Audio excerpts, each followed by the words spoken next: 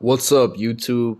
This is 82 and 0. Welcome back. So, today's topic, Victor Wembanyama. Is the hype overhyping him? There's always that saying, don't believe the hype, right?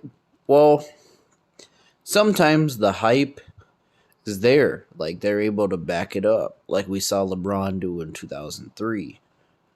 But the thing that makes me not believe the hype is when we look at centers in NBA history, typically 7'1", 6'9", 6'10", 6'11", they're usually able to have long careers.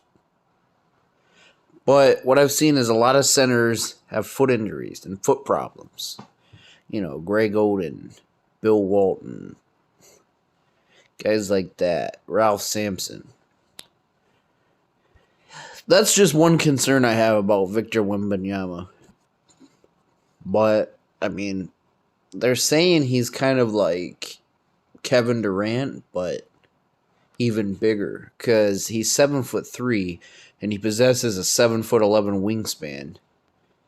And his athleticism has been compared to LeBron James. And in fact, in October of 2022, LeBron James called him an alien. He said everybody is a unicorn these last few years, but he is an alien. Adrian Woj described him as the singular greatest prospect in NBA history. And, I think sometimes it's dangerous when you hype a player up because the fans expect so much. And when they expect so much, if you don't live up to these unrealistic expectations, even if you're a good player but not God tier, they already throw the bus label at you. They're already quick to hate. That's why I try not to do that about prospects coming in.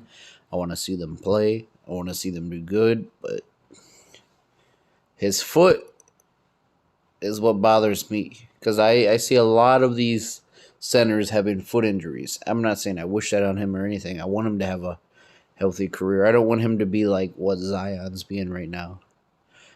But what team is he going to go to? Because, we're pretty early in the season right now. And, look how bad the Lakers are, right? Now, their picks are tied up with New Orleans. So, let's say the Lakers get the absolute worst record in the league this season, which is probably going to happen. Unless they make some moves or something, which I don't think they have a lot of assets that they can move. So, it's very likely that the Lakers lose and Victor goes to New Orleans.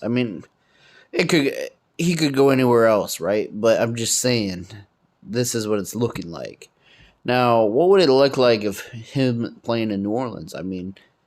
You'd have Victor, Zion, Brandon Ingram, CJ McCollum. God. That right there.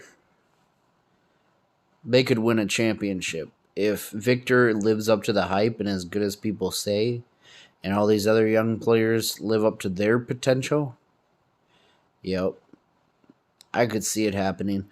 That kind of gives me the early 1970s Milwaukee Bucks vibes.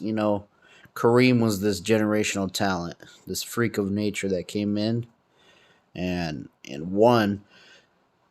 He had an other young supporting cast, guys like Bobby Dandridge, but he had a veteran in Oscar Robertson. The veteran would be CJ McCollum. Man, I'd like to see that team. But, as a Spurs fan, I gotta say, I wish it feels so weird to say this.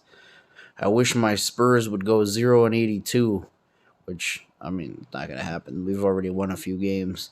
So we can get him, kind of like a Tim Duncan scenario where the Spurs were hurt and they got Duncan. These are just scenarios in my head. What do you think? Where do you think Victor will end up? Do you think he will live up to the hype?